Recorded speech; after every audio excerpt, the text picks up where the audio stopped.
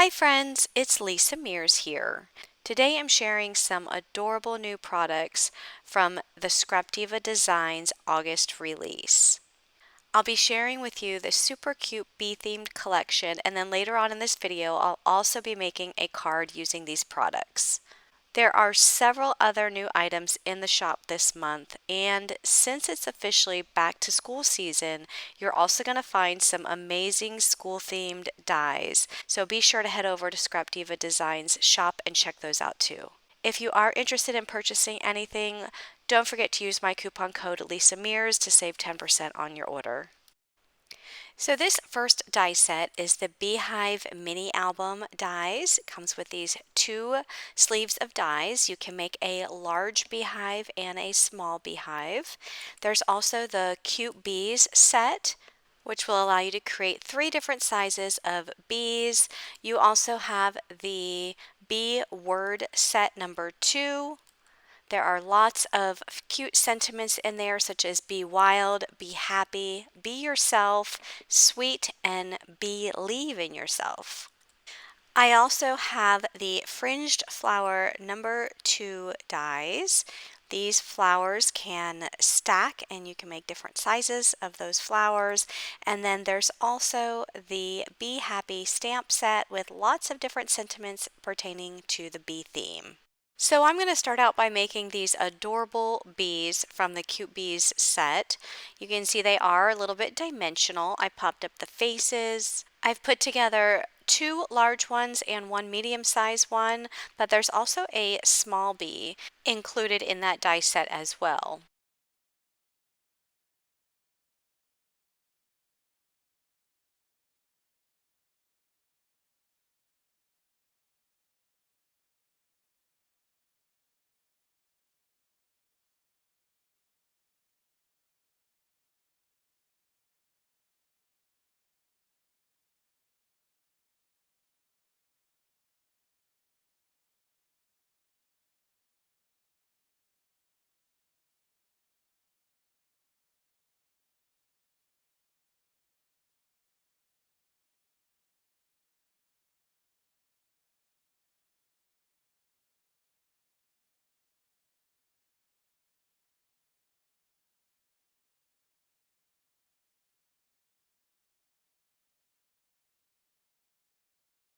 Cardstock. So you're going to have the 3 sets of dies for each size of the bees.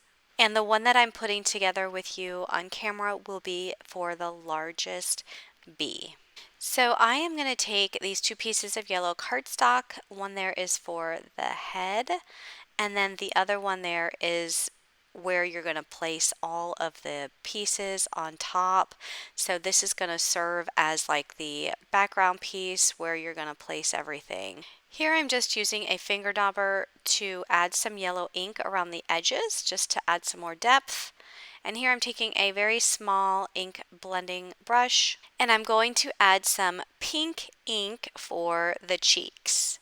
Now, if you don't want to add the ink for the cheeks, you can always take the little circle die cuts that I added to the antenna and use those for the cheeks. You can just die cut those out of some pink cardstock and then glue those onto the face. I'm going to be using my Scrapbookcom Craft Pick Pro tool to pick up these small pieces. I love this tool because it has a wax tip on one side and it has a like a metal poker tip on the other side. This tool makes it so easy to pick up small die cut pieces and place them where you need them. So here I'm adding the black eyes. I'm just picking those up with the wax tip and then using the poker tool on the other side just to place them where they are centered on the face. So next I'm going to take these little black strips and I'm going to start gluing them down to the lower portion of the bee's body. The very smallest strip goes at the very bottom and you're just going to place it so that the black edge of that strip meets with the edge of the yellow body. I'm going to jump over to the arms and glue those down really quick.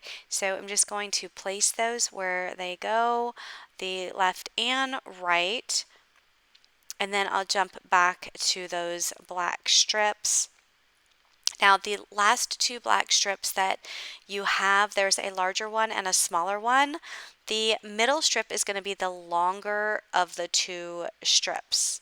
So that's going to go right in the middle, and you'll know because it will fit from edge to edge of that yellow cardstock die cut. And then the next size will go at the very top of that bottom portion of that yellow B-shaped cardstock die cut piece. Next, I'm going to take the blue wings and I'm just going to add some blue ink to the edges of that die cut shape, just to add some more depth and dimension to it. I'm going to add some glue only to the center, and I'm going to place the yellow B-shaped die cut right on top. Next, I'm going to add some glue to the antenna and add the black circles right on top of that. And again, these pieces you can also use for the cheeks if you wanted to die cut those out in pink and add cheeks. I'm going to add the face, but before I put it on the die cut shape, I am going to take a thin black Sharpie. I'm just going to trace the mouth, and I'm going to add some eyelashes to the eyes. Now you don't have to trace the mouth with the black marker, because when you do die cut this bee, it does put a little cute cutout of the mouth on the bee, but if you want to add some more definition to it, like I did, I just took my black Sharpie and just traced it out.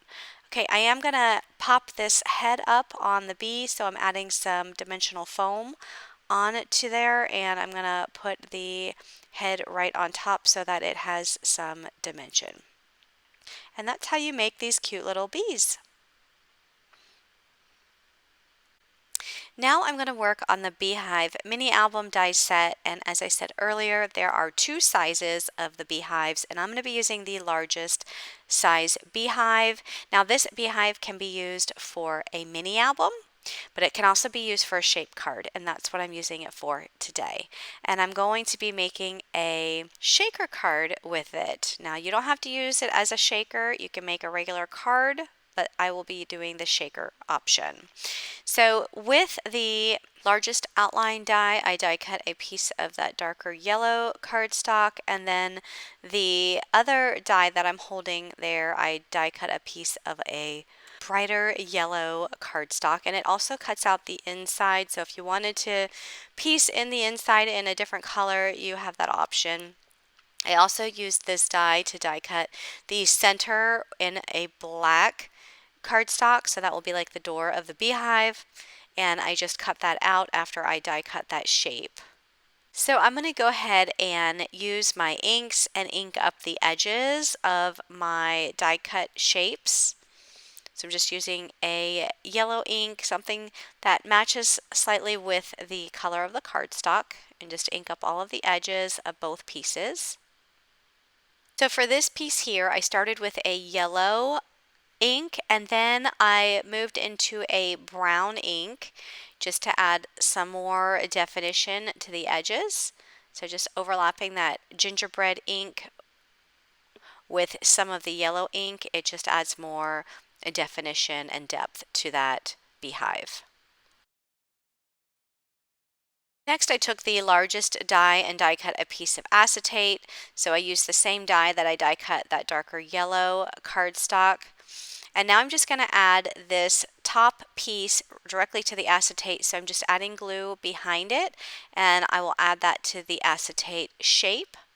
So if you're not making a shaker card, you can skip the part with the acetate, and you would just be gluing that top piece on to the solid piece.